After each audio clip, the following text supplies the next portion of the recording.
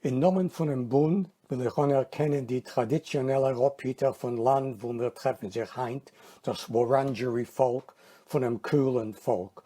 Und wir geben ab Covid seine Immes und Oves von dem Over, von dem Ossid und Zukünftige. Shalom Aleichem, Zuhörer. Ich begrüße euch wieder im Namen von der Bundorganisation Melbourne.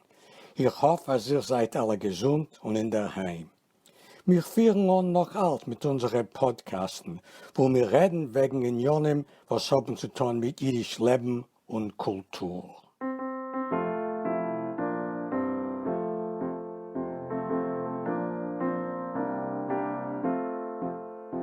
The Second World War had barely ended 5 years earlier, when on the 21st of May 1950, the first meeting of SKIF in Melbourne took place in a home in St Kilda.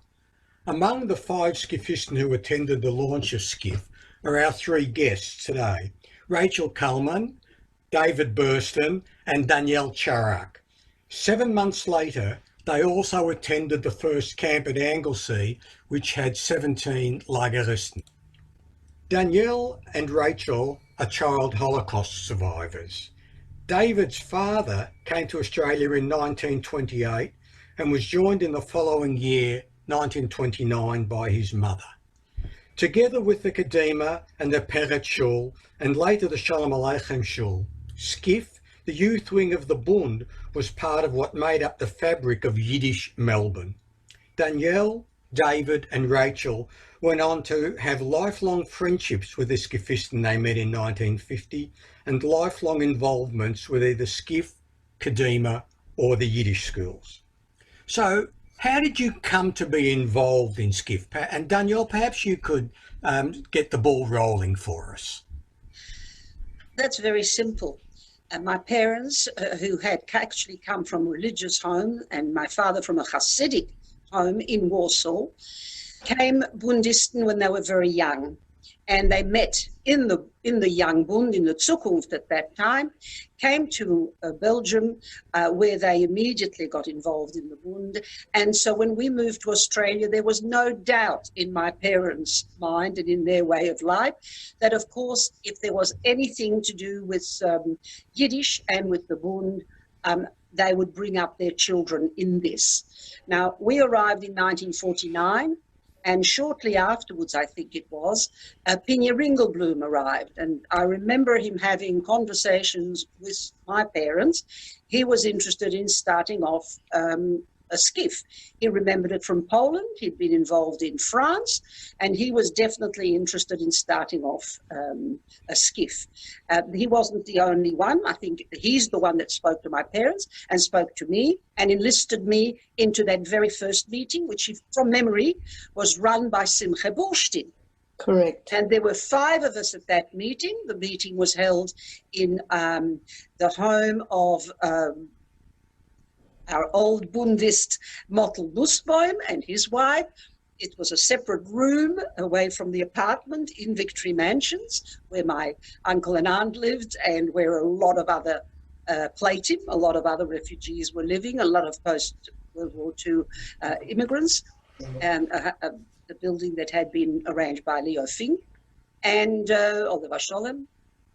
And so Pinja organized these 5.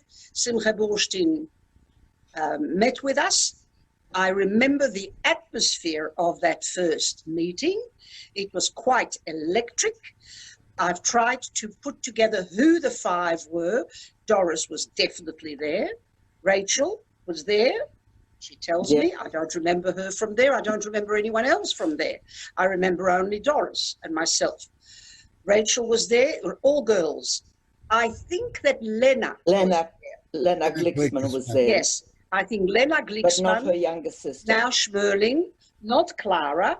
But Correct. I have a feeling that the possibility is that the 5th one may have been Marilla Books, or it might have been Minja Gotteiner. I just do not remember. Do you, Rachel? I thought it was Marilla. Minja was definitely at the first camp in Anglesey. Oh, yes. And Margaret Greenberg. So in my introduction, where I said that the three of you, in fact, had attended that first meeting on the 21st of May, I got it wrong, unless David was cleverly disguised as a girl, because you said there were five girls at the time. There were five girls. There were and five David, girls. And David was not I there. was there in spirit with Doris. But definitely, Yes. You didn't even know her then. So my introduction to skiff didn't start till the first camp. And at the first camp, my dad said, well, you're going to the first camp, and that was it. And that was my actual introduction to skiff, though there were two pre-camp meetings at Pinya's Place in North Carlton, as far as I remember, just before the start of the first camp. Rachel, how did you come to get involved in skiff? I suppose I've got to go back to the fact that both my father's side of the family and my mother's side of the family were very religious. And as Mum used to say, that the Meidlach zijn gegangen mit der Mammen to the mikveh on a Friday, and Zayder always brought back people, and he'd say, Sorla, pour in a little bit more water into the chicken soup, and my bubba would laugh. But my uncles, Mendel the eldest, then Yidel, all went to, they didn't go to Skiff, they went to the Bund. They went to the Zukunft and then the Bund. And so my mother ended up having as her helper my father. And they got married in 1939, February the 25th. So it was rather, I suppose, appropriate that Peretz and I got married in 1963, he being my helper, on February the 24th, which was a Sunday. So when we arrived in Australia, my stepbrother, Salek Borenstein, also got involved with creating or helping to form the skiff.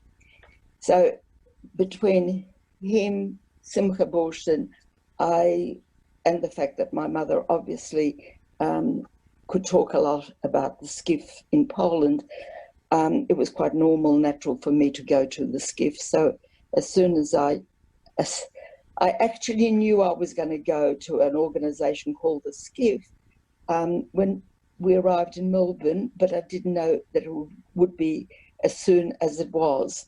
So to be involved in Skiff, it was going to be that and nothing else. Of course, then came Skiff Camp, which probably made a huge impression on all of us who went. It wasn't indoctrination. We had fun. We will pick up the camp in a moment, but I want to talk to you about the early days of Skiff. And for you, Rachel, in particular, I want to read something to you that you wrote on the 8th of August in 1950. Teure Kinder von Skiff, wir haben gegründet als Skiff-Kreis. Derweil ist der Skiff in Melbourne noch klein, aber jeden Sonntag wird es größer. Wenn wir haben angehoben das Skiff, sind gekommen bloß 5. Jetzt sind anscheinend da 14, noch nicht alle Woche. Auf unser Skiffkreis lernt man Bärle und wir haben ein paar Spiele. Wir greiten euch zu eine Vorstellung mit chaverische Grüßen Rochel Bornstein. Let me read that out in English. Dear Skiff children, we have started a Skiff group. At the moment, Skiff in Melbourne is still small, but our numbers increase every Sunday. When we started, we had only 5 Skifistn. Now we have grown to 14, but they don't come every week. At our meetings, we are reading Bärle and we play some games. We are also preparing a concert. With chaverische greetings, Rachel Borenstein. Rachel, do you remember writing that? I remember writing it, but I couldn't remember where it was published. But I remember writing it. I felt very big. I had to publicise that I was going to Skiff. I mean, I was just following a tradition set by my parents. Absolutely. So how well did eventually the 14 children that came to SKIF, how well did they know each other? Were there family connections, or did it just happen on the Sunday meetings? Danielle, maybe you'd like to comment on that? Well, from memory, if I have to judge, I don't remember exactly who the 14 were. I remember who the 17 were. And they did come from very different quarters, and I didn't know the families very well at all. Yes, the Nussbaums and the Bornsteins and the Burstins and the Glicksmans, they were all part of the Bund, and we all saw each other, and the children saw each other. And of course, you've got to remember that at the same time, it all got reinforced by our attending Yiddish school. Many of us attended Yiddish school and saw each other at Yiddish school as well. So that's what I remember. There were some there at the first camp that came from very different quarters. And that's not Anush, of course. Anush Bluestein, again, came from a Bundist home. Label Goldman, Oliver Scholem, who was just now passed away. He was very much...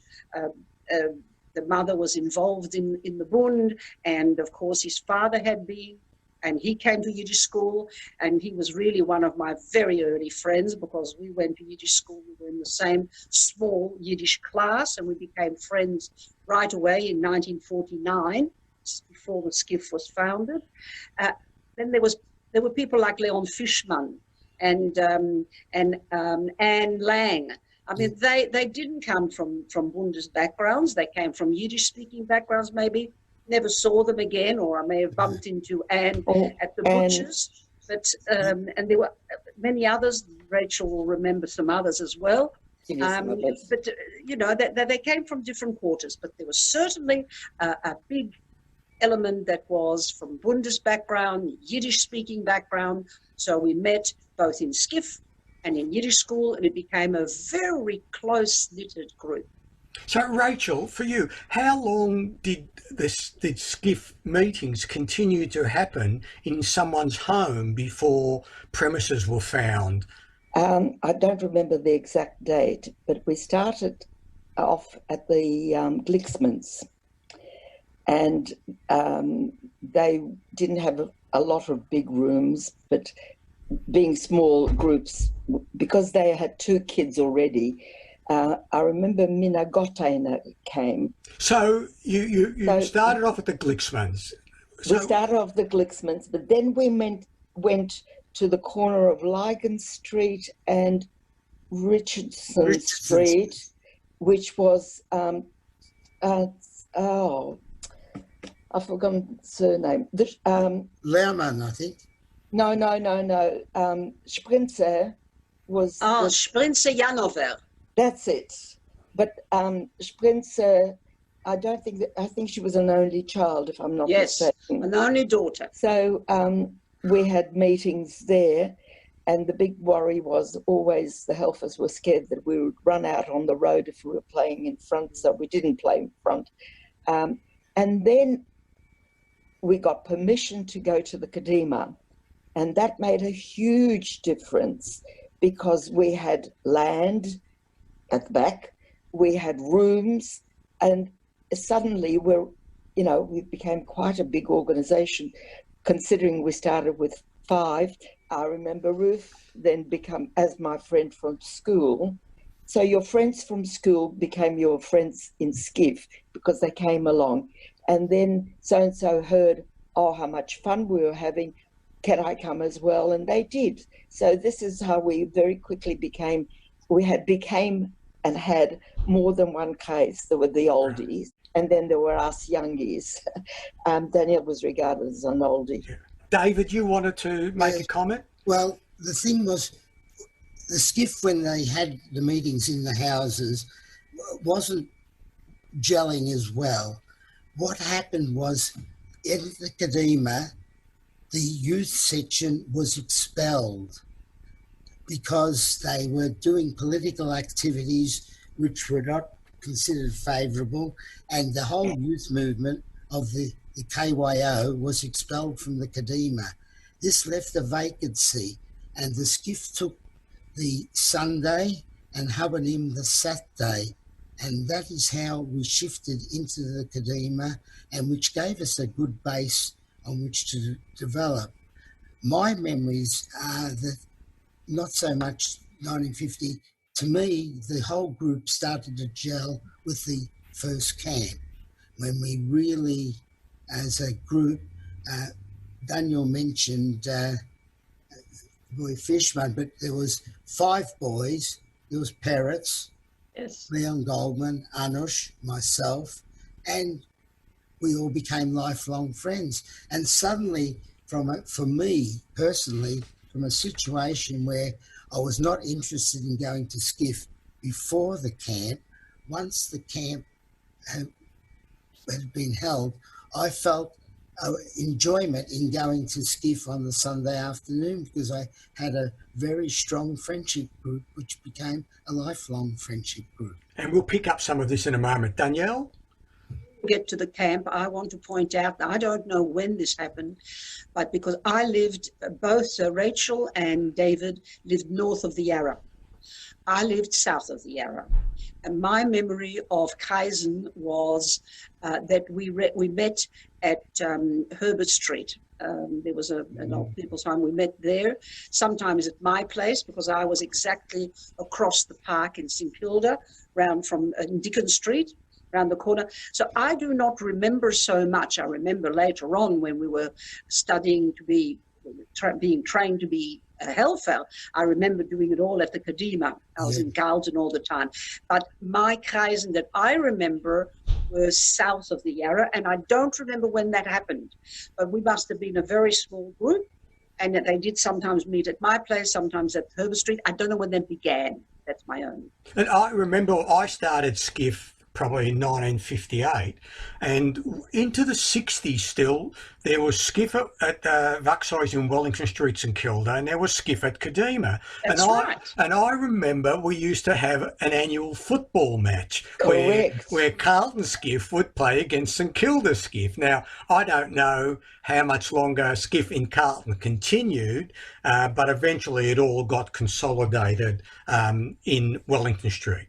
But I'd like to go back now to the first camp in Anglesey at the end of 1950, which was attended by 17 Lageristen. I mean, some of the questions I want to ask are really very simple ones, like how did you get to Anglesey in 1950? In a truck. Was it humans or something Physically, like how that? we got there, or how was that chosen? No, physically how we got there. So Rachel's saying it was a truck. A truck, Absolutely. a Was it carrier's human- truck. Sorry, whose was it? And we sat on the equipment. Yes. Yes. But some of them had seats. I've still got, I think I've got a photo I've got a couple of photos. a truck that took us to the camps. We I used to thought- go, it was very exciting. Charlie Newbold was the carrier. That's it. Oh, yes, And correct. That's correct. David, do you remember who was the Lager Commandant and who the Helfer were on that Pina- camp? Well, there were 4 Helfer. The main, Pina was the in charge, and then there was Simcha, Salik Bornstein, and Floris, Doris's, Correct. Daniel's old sister. was- Correct. So we actually had 4 Helfer for the 17 Lageristen. So Danielle, did you sleep in tent? Did you have sleeping bags? Did you We slept in tents. We slept in tents. The only thing was we did not sleep on the ground. We had these camp beds that you could open up, canvas camp beds. And in stretchers. fact, Simcha Burstin, who was a master at writing parodies, parodies of the camp, in one of them, he talks about those beds and about the fact that we all ate too much, and every night platzt a bettel, and he goes, it's very funny and very, very evocative, very evocative. Unter Marilla, I think. Platzt jede Nacht a bettel, platzt a bettel unter Marillen, Und euch Rochel und euch Milden und euch Milien, bloß bei Chanem, ist Bett wie da, that's Chanem. Correct. Yeah. Weil sie esst bloß Schnitzkes 2. It should have been 3 to rhyme, but she didn't eat that much, so he only said 2. It's very cute. So Anyway, did you have sleeping bags, or did you take your puch and colders with you on camp? No. neither. They gave us blankets. Exactly. They gave us blankets. I We went did with a not bring sleeping bag. And Did you have a sleeping bag? I didn't have No, a sleeping I bag. didn't either. And what's more, the blankets were army issue blankets Yes. because we got them cheaply. We didn't buy them. We didn't bring them. The stretchers were also old army equipment. And Well, the skiff train bought all that. And they were in not great shape. And as soon as anyone sat hard on them, we often broke them. Yeah. But but I must underline that the organisation, when I think about it now, was extraordinary. We were trained to look after, you've just heard, the equipment was not such good equipment. The blankets were the cheapest ones we could get. They were old army tents. They were not new tents. With holes. Yes. But with all that, we had to maintain 100% order inside those tents. Our luggage and our clothes had to be put away. Our beds had to be made. In fact, somebody told me a couple of years back, that she remembers I made her make her bed, and she still holds a grudge against me. And we had to make the beds every morning.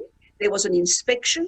We were really trained to run things absolutely 100%. Danielle, we also put up some of those tents. Yes, we helped put up, well, particularly some of the guys were very good at it. I don't remember what I did, but it was Pérez was very involved. David was very involved, and that's in future camps. I remember them being very involved, and of course Pérez was a great balabus, so everything was done properly as it should be. But yes, we were encouraged to do all those things and to help with everything. Camps were kept very clean. They were very structured. Yep. Unbelievably structured camps. That's what I just... And disciplined. I want to pick up one particular issue with you at this point about camps. As a young kid on camp, for me, Hulbentag was by far the most important day on the camp calendar. How did you commemorate the Holocaust on camp? Do you know, I was trying to think about that. I can't remember. Nor can I. And I can't remember it being called Hulbentag, but we did have a Tog. No, we had days, all our Kreisen were named after people. And I remember that when there was an Abrascha Blum Kreis, yes, and there was also somebody, Esther, I can't remember the name, but all those groups, that's later on, especially when you had quite a number of groups, that they had to know who that person was, whose name they had. But even in the first Kreisen, you always had Kreisen about the leaders of the Bund, the young fighters of the ghetto. And I think we just accepted that you needed to know a lot more than what you could be told in that period of time. What I did want to say was the ghetto tog, as far as I remember, is correct. We did talk about the heroes in Kreisen. We talked about the ghetto, the Hurben. We had a Skeutenspiel always. The Skeutenspiel would be an example of, we might try to bring in some equipment into the ghetto, and somebody would be German guards, and we'd be trying to get some guns or Gewehr into the camp. And in the evening, I remember having an academia. The songs, singing of songs, a ghetto leader, and that was basically the day. What I'd like to do now is talk about the early camps rather than just focusing on Anglesey, and some of the issues on the camp that I want to tease out with you. Danielle, you just referred to the fact that there was an appel every day on camp, and I assume there were two. There would have been a morning appel, and there would have been, and one it was the morning appel that I was talking about. At the morning appel, we sang, and I assume you did too, Der Morgen heut entgegen. Yes. And at the night appel, it was Gib die Hand zur Schwesterbrüder. Yes. Right? Both of these actually are calls to arms to build a better world. I want to talk with you about Der Morgen heut entgegen and one line in particular. Weil wir die junge Guardia von Proletariat. We are the young vanguard of the proletariat. Are they the words you sang? Yes, they're the words we sang. Because later on, the words changed. Weil wir die junge Guardia SKIFistn nennen wir. Did you feel that you were the vanguard, the young vanguard of the proletariat? No. And nor did I. These were words, but the sentiments around the words were meaningful to us. We were, and this is something which I took away from SKIF, even though I moved far away from the formal Bundist circle. But what I took away were those values which were around those words, although those words we didn't take literally, or I didn't, and I know I've discussed it with David. David didn't either. My father was already making, he had a little business, and David's father in his own business. But what I took away were the values. Mm-hmm. So the values of justice, the values of social justice, the values of solidarity, the values of helping one another, the values of Chaberschaft, which it's the word I don't use now, but the value of it. These are things which I took away, have lived with, and I have tried to transmit those values to my children in a very different garb. Never sent them to SKIF, but the values I got out of SKIF stayed with me all my life. Can I pick up another symbol of SKIF that for me was incredibly important?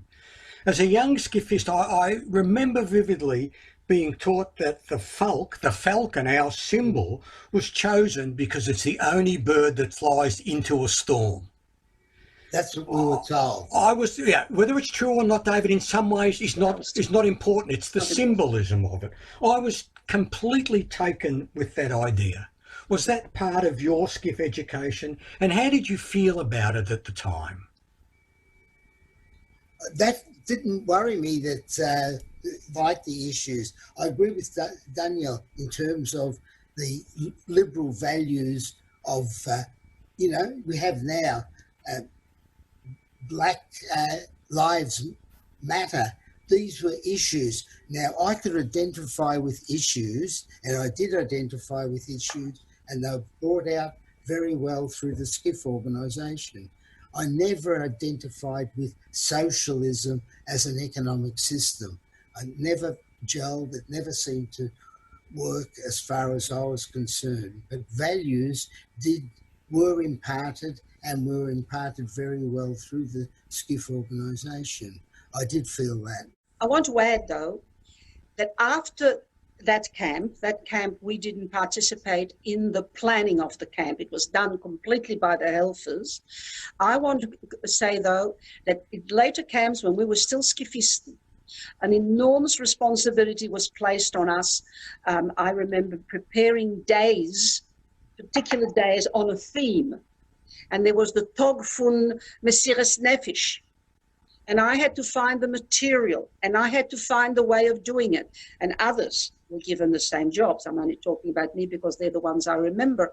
We were given very big responsibilities of organizing days in which the whole camp would be involved, and the activities would involve everyone, and it would be done in an interesting way. So it was a terrific challenge, and it was a terrific feeling of reward when we got it right. We had very demanding taskmasters. Everyone expected a lot of us in terms of discipline, in terms of cooperation, in terms of collaboration. And grew up very quickly. What you've got to remember is we were Junghelfer at year 10.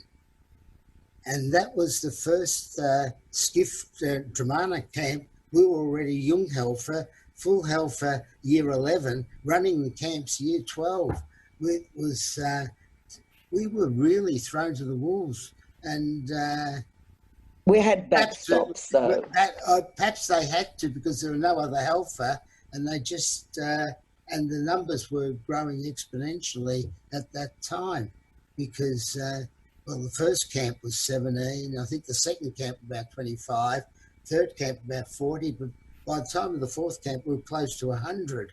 So they needed helfer, and we were just thrown into it at the deep end. Okay, look, what I'd like to do now is just get from each of you a sense of the impact that SKIF had on your lives. David, if you could start the impact. SKIF had a huge impact on my life, because my whole friendship group evolved around SKIF from the time of the first camp. I won't say before the first camp, but from the first camp onwards, SKIF virtually, in its own way, controlled my life in terms of my involvement, either my friendship group, running the camps. I was still running camps, and I was in my late 20s, we were still running camps. And as I said, the friendship group remained. And that's what we're feeling now, that friendship group is now, we're losing, Label being died last week, and that really, I personally felt that. My friend for over 70 years, and Peret's gone. Peretz was the only one I knew before the camp. We were at Princess Hill together, and his passing was also part of that friendship group. And I personally feel that I felt as though I was a SKIFist all my life. I've become involved with Yiddish and with Kadima, the school, but never really involved with the Bund. I never felt at home with the Bund as it was structured, but I did remain with the SKIF frame, and active in organising camps until even close to my 50s. So yes, SKIF became a very important part of my life. Danielle, for you, what was the impact? How would you describe it? Certainly some of the friendships were lasting friendships, and I've missed those few that David has mentioned who are now gone.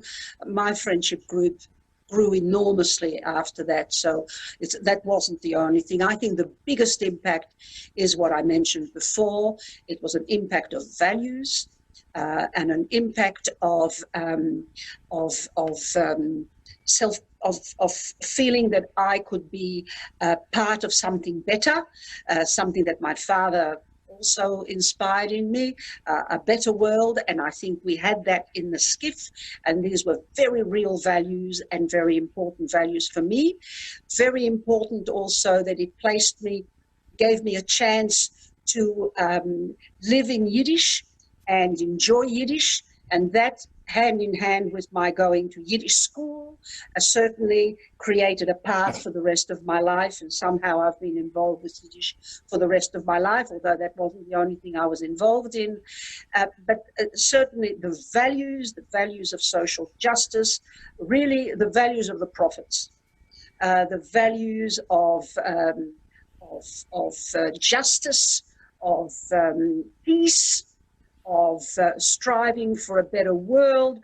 These were values which I directly got from my time in SKIF. Great. And Rachel, for you, how would you summarise it? I've been trying to think of, it gave me a friendship group, which has carried through right through till now, and hopefully for quite a few more years. I think our first loss as a group was Mary Marilla. I think that bonded us even closer. She was a young mum with Dudi, and we could not believe that somebody who goes into hospital one day and is dead by the end of the week. Then I had a friend who died after Paris and I were already married, Rita Gavenda, Michael's older sister. Every time we lost somebody, it made us feel less of ourselves. That's how I feel about it. Because Skiff was so much of my mother's life, it was a natural thing for me to belong to the organization, to try and do the things that I knew would please her. And because there was only her and myself for a very long time. Yes, you made friends and you kept friends. Some friends you didn't keep. It didn't matter, but you had a group that supported you. And the support from that group is what got you through the bad times. Yes, socialism was very big on the discussion on the table. To me, Havashaft meant doing the best I could for another person. So there was less of self and more for others. But it also broadened in the fact that I had to study. I had to learn about people and things like the revolution. I mean, why would I, as an 11-year-old, want to know about the Russian Revolution, you know?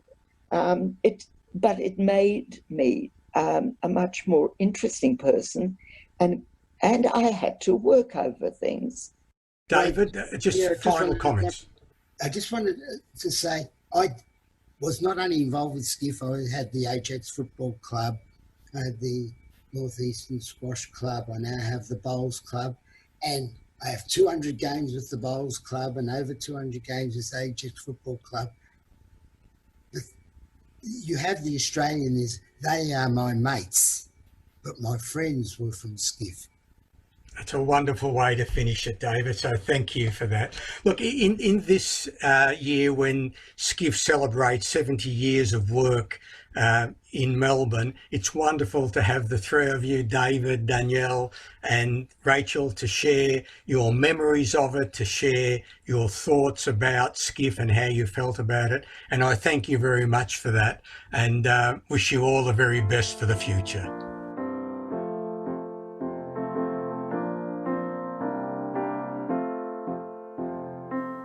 My name is Allan Preiss.